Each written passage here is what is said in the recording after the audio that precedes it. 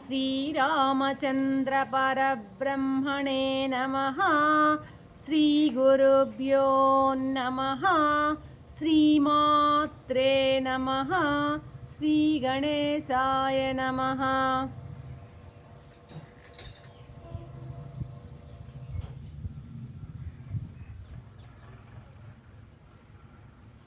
ప్రియ ఆత్మబంధువులారా, యోగ వాసిష్టం ఉత్పత్తి ప్రకరణము 117వ భాగం. నిన్న లీలాదేవి సరస్వతీదేవుల యొక్క సంభాషణ విన్నాము. ఆ సరస్వతీదేవి మాత యొక్క ఉపదేశాన్ని విన్నటువంటి లీల అడుగుతోంది దేవిని, తల్లి, నిన్న నాకు నీవు అభ్యాసాన్ని బాగా శీలించి అభ్యాసంతో దృఢ జ్ఞానాన్ని సంపాదించు అని నన్ను ఆదేశించారు. అట్లాంటి సమయంలో అంటే అభ్యాసంతో బాగా దృఢ జ్ఞానాన్ని సంపాదిస్తేనే నీవు చిదాకాశాన్ని దర్శించగలవని చెప్పారు కదా. మరి ఈ అభ్యాసం అంటే ఏమిటి, అది ఎలాంటిది, అది ఎలా వృద్ధి పొందుతుంది, వృద్ధి పొందినప్పుడు దానివల్ల కలిగే లాభం ఏంటి, ఈ విషయాలు నాకు తమ నుంచి వినాలని ఉంది అమ్మా అని అడుగుతోంది లీల అన్నమాట. అమ్మవారు చెప్తున్నారు, లీలా, అభ్యాసం అనేది లేకపోతే ఎవ్వరికి ఏది సిద్ధించదు. అభ్యాసం అంటే ప్రాక్టీస్ మేక్స్ మ్యాన్ పర్ఫెక్ట్ అంటారు.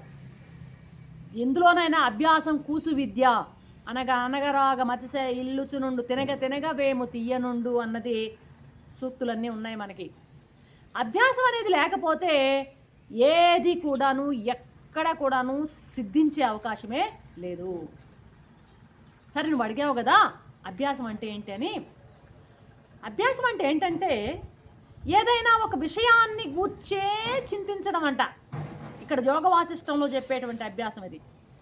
ఒక విషయాన్ని గురించే చింతిస్తూ ఉండడం, దాన్ని గురించే చెప్పుకుంటూ ఉండడం, దాన్ని గురించే పరస్పరం ప్రబోధించుకోవడం, దాని మీదే చిత్తాన్ని లగ్నం చేయడం.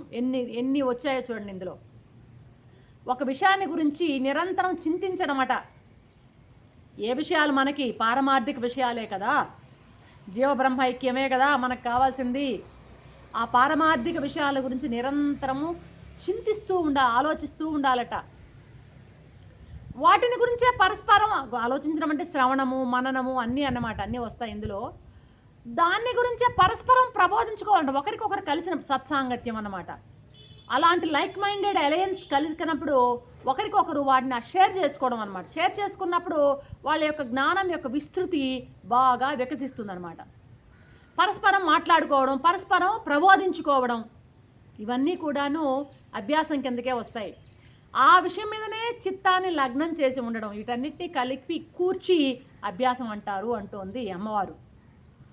అభ్యాసం ఎంతగా చేస్తే అభివృద్ధి అంతగా ఉంటుంది. సరే, ఇక్కడ ఏంటంటే అభ్యాసం అంటే ఇక్కడ ఏదో యోగాభ్యాసాలు లేకపోతే ఇంకొక వ్యాయామాలు అవి కాదు ఇక్కడ చెప్తున్నది, బ్రహ్మాభ్యాసం. మరి బ్రహ్మాభ్యాసం అంటే ఏంటి? బ్రహ్మాభ్యాసం అంటే ఏంటి? నిరంతరము అహం బ్రహ్మాస్మి అనేటువంటి ఆ భావనతోనే ఉండడం. నేను బ్రహ్మాన్ని, అహం బ్రహ్మాస్మి, అహం బ్రహ్మాస్మి, అహం బ్రహ్మాస్మి, నేను బ్రహ్మమును, నేను బ్రహ్మమునే అయి ఉన్నాను, నేనే బ్రహ్మమును అనేటువంటిది అదే అనుకుంటూ ఉండడం అనమాట. అహం బ్రహ్మాస్మి అనుకుంటూ ఉండడం అట. ఎప్పుడు నేనే బ్రహ్మాన్ని, నేనే అహం బ్రహ్మాస్మి అనేటువంటి భావనలో ఉండడం అనమాట. సరే, దాన్ని ఇంకా మిగతా వాళ్ళతో పంచుకుంటున్నప్పుడు కూడాను ఏంటి? ఆ భావాన్నే పరస్పరం అహం బ్రహ్మ, ఆ భావాన్నే ప్రతిస్ఫలించేటట్టుగా చర్చించుకోవడం అనమాట. ఏ పని చేస్తున్నా బ్రహ్మభావంలోనే ఉండడం అనమాట. దీనిని బ్రహ్మాభ్యాసం అంటారు. మనకు లీలకు కావాల్సింది బ్రహ్మాభ్యాసం, మామూలు అభ్యాసాలు కాదు. మనకు కావాల్సింది కూడా బ్రహ్మాభ్యాసమే. కాబట్టి బ్రహ్మాభ్యాసం అంటే నిరంతరము అహం బ్రహ్మాస్మి అని అనుకుంటూ ఉండడమే. మనం ఇప్పుడు చేస్తున్నది కూడా అదే కదా, బ్రహ్మాభ్యాసమే. ఇప్పుడు వశిష్ఠ మహర్షి మాటికి మనకి అదే విషయాన్ని బోధిస్తూ ఉన్నారు.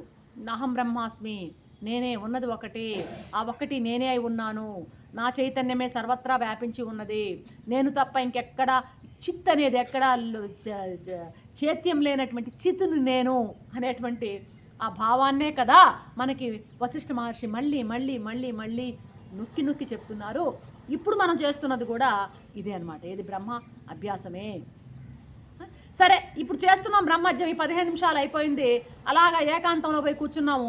అక్కడ కూడా అదే ఆలోచన, నిధిధ్యాసంలో ఉన్న నేనే కదా, కనిపించేటువంటి చెట్టు పుట్ట అంతా నేనే కదా, కనపడే ఈ జీవులు ఆ జడ చేతనాలన్నీ నేనే కదా, ఈ భావనలోనే ఉండడం ఏకాంతంలో ఉన్నప్పుడు.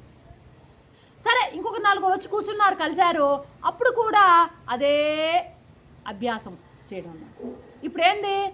నలుగురితో తన ఏకాంతంగా ఉన్నప్పుడు, నలుగురితో ఉన్నప్పుడు అన్ని సర్వకాల సర్వావస్థల యందు కూడాను పూర్తిగా జీవితం అంతా కవర్ అయిపోయింది అభ్యాసం. అయితే స్వప్నంలో సుషుప్తిలో ఉండదు ఇది. కానీ ఆ స్వప్నం సుషుప్తిలో కూడాను మనం దాన్ని కూడాను అన్వయించుకోవాలి అంటాడు వశిష్ఠ మహర్షి. మరి స్వప్నం సుషుప్తిలో కూడా అదే భావనలోకి వెళ్ళిపోవాలి అంటాడనమాట. ఈ బ్రహ్మాభ్యాసం ఎప్పుడు సార్థకత అవుతుందంటే ఆ యొక్క చిదాకాశాన్ని దర్శించినప్పుడు. అంటే ఈ బ్రహ్మాభ్యాసం వలన నీవు చిదాకాశాన్ని దర్శించగలవు. నీకు తెలుసు కదా, ఆకాశం 3 విధాలు, మళ్ళీ చెప్పనవసరం లేదు. జడాకాశం, చిత్తాకాశం, చిదాకాశం. ఆ చిదాకాశాన్ని కనుక దర్శిస్తే, నువ్వు చిత్తాకాశంలో ఉన్నావు, ఎప్పుడు చిదాకాశాన్ని కనుక దర్శిస్తే ఇక మనం ముక్తులం అయిపోయినట్టే. లేలే కాదు, మనం కూడా ముక్తులమైనట్టే. దాన్ని మనం దర్శించామంటే ఏ చాపల్యాలు ఉండవు. అది ఇది తెలుసుకోవాలని ఏమీ ఉండవన్నమాట. పాపం లీల కేవలం చిత్తాకాశం వరకు రాగలిగింది అంటే అది మనం ఎలా స్వప్నంలో చూస్తాం కదా, స్వప్నావస్థ లాంటిదనమాట. స్వప్నావస్థ లాంటి స్థితికి లీల చేరిందనమాట. అయితే మన స్వప్నం ఎలాంటిదంటే ప్రయత్నం ఉండదు మనకి. పడుకుంటాము, అలాగా నిద్రపోతున్న స్వప్నం వచ్చేస్తుంది. ఎందుకంటే మన వాసనలు, జాగ్రత్తలో ఉన్న వాసనలు అవన్నీ రూపుదాల్చుకొని స్వప్నంలో అప్రయత్నంగా వచ్చేస్తుంది స్వప్నం. మన ప్రయత్నం లేకుండా సాగుతుంది మన దగ్గర. అయితే సాధకులు, లీల లాంటి సాధకులు ఆ స్వప్నావస్థని ప్రయత్నపూర్వకంగా వాళ్లే కావాలని కూడా ప్రయత్నపూర్వకంగా కూడాను ఆ స్వప్నావస్థలోకి వెళ్ళగలరట యోగాభ్యాసం బాగా చేసిన. మనకైతే అప్రయత్నంగా వస్తుంది. వాళ్ళు ప్రయత్నించి ఇక్కడ కూర్చొని ఇలాగే ఆ మన మనసులోకి వెళ్ళి మా మనో ప్రపంచంలోకి, మనోమయమైనటువంటి ఆ చిత్తాకాశంలోకి తిరగలరట. ఎవరు? లీల లాంటి వాళ్ళు, యోగాభ్యాసాలు చేసిన వాళ్ళు. అయితే ఈ విధంగా యోగాభ్యాసం చేసి వాళ్ళు పాపము యోగ సాధకులు అంటాం వీళ్ళని, జ్ఞాన సాధకులు కాదు. ఇక్కడ ఈ చిత్తాకాశం వరకు ఉండేవాళ్ళు యోగాన్ని అభ్యసించి ఆ చిత్తాకాశం వరకు వెళ్ళగలిగారే కానీ జ్ఞానం వరకు వెళ్ళలేదు. వీళ్ళు చిదాకాశం వరకు వెళ్ళలేదు. కాబట్టి మన లీల యోగ సాధకురాలే కానీ జ్ఞాన సాధకురాలు కాదు.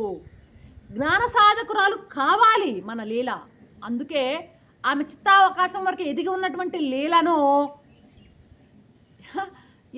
ఎందుకు ఆ చిత్తాకాశం నుండి చిదాకాశం వరకు ఎదిగితేనే, అలా ప్రవేశించగలిగినప్పుడేనే ఈమె సమస్యలన్నీ పరిష్కరించబడతాయి.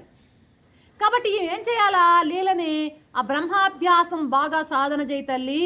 అలా సాధన చేసినందువల్ల నీవు చిదాకాశాన్ని చేరగలవు. కాబట్టి నీకు ఇప్పుడు ఏం కావాలి అంటే బ్రహ్మాభ్యాసం కావాలి అంటుందన్నమాట. బ్రహ్మాభ్యాసాన్ని ఎందుకు బోధిస్తుంది అంటే లీలను ఇంకొంచెం మెట్టు పైకి ఎక్కించేటువంటి ప్రయత్నం అన్నమాట అమ్మవారిది. లీలా, నువ్వు అభ్యాస బలంతో స్థూల దేహాన్ని మాత్రమే వదిలి దేహం మాత్రమే వదిలేసావు. కాబట్టి ఇప్పుడు నువ్వేం చేయాలి? సూక్ష్మ దేహాన్ని కూడా వదిలి నువ్వు ఆ యొక్క చిదాకాశంలోకి నీవు ప్రవేశించాలి. అప్పుడు ఏమవుతుందంటే ఎప్పుడైతే నీవు ఆ యొక్క దేహాభిమానాన్ని వదిలేసావు, ఆల్రెడీ వదిలేసావు, చిత్తాకాశంలోకి వెళ్ళావు, ఇప్పుడు మనోమయమైనటువంటి దీన్ని కూడా వదిలేసినట్లయితే నీకు అన్నీ కూడా దృశ్యవాసనలు అన్నీ తొలగిపోతాయి. ఇప్పుడు ఎలాగైతే సంకుచితంగా పరిమితంగా అనుభవం ఉంది నీకు, నీ అనుభవం సంకుచితంగా ఉంది, పరిమితంగా ఉంది, కొంతవరకు మాత్రమే చూడగలుగుతున్నావు. ఎక్కడ మేడ మీద వరకు మాత్రమే చూడగలుగుతున్నావు, హెలికాప్టర్లోంచి నువ్వు ఇంకా చూడలేకపోతున్నావు. కాబట్టి ఈ పరిమితంగా ఉన్నటువంటి నీ బుద్ధి విశాలమైపోవాలి, అపరిమితత్వం సంతరించుకోవాలి తల్లి. విశాలమైపోవాలి, ఇంకా నువ్వు హెలికాప్టర్ మీద చూడాలి తల్లి. ఈ సృష్టిలో దృశ్యమే లేదు, దృశ్యానికి ఉనికే లేదు, జగత్తే లేదు అన్నటువంటి జ్ఞానాన్ని నీవు తీవ్రంగా అభ్యాసం చేయాలి లీలా. ఎప్పుడైతే నీవు ఈ దృశ్యం లేదు అనేటువంటి ఆ గ్రహిస్తావో ఇక నీకు రాగద్వేషాలు అనేటివి తొలగిపోతాయి. ఎప్పుడైతే మనకు చిత్తంలో రాగద్వేషాలు ఉంటాయో ఉన్నంత వరకు బ్రహ్మాభ్యాసం కుదరదు. చిత్తంలో రాగద్వేషాలు నశించినప్పుడు మాత్రమే నువ్వు అట్టే పెట్టుకుని రాగద్వేషాలు పెట్టుకుని బ్రహ్మాభ్యాసం చేస్తానంటే కుదరదు. కాబట్టి ముందు వాటిని తొలగించుకుంటేనే అప్పుడు మాత్రమే ప్రయోజనం ఉంటుంది. అప్పుడు ఆ పరమాత్మపై నీకు ఆసక్తి కలుగుతుంది. మనసులో నీకు సంసారం అనేటువంటి ఆ గాఢ నిద్ర ఉందే, ఆ సంసారం అనే గాఢ నిద్ర పూర్తిగా నశిస్తుంది అని బోధిస్తున్నది సరస్వతీమాత లీలకు.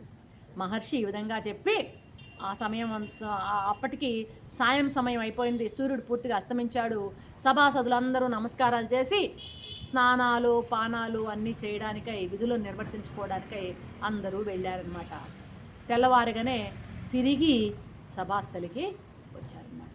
ఈ దినంతో 3వ దినం పూర్తయింది. రేపటి 4వ దినం ప్రారంభమవుతుంది. అంతవరకు సెలవు. సర్వం శ్రీరామచంద్ర చరణారవిందార్పణం. ఓం శాంతి శాంతి.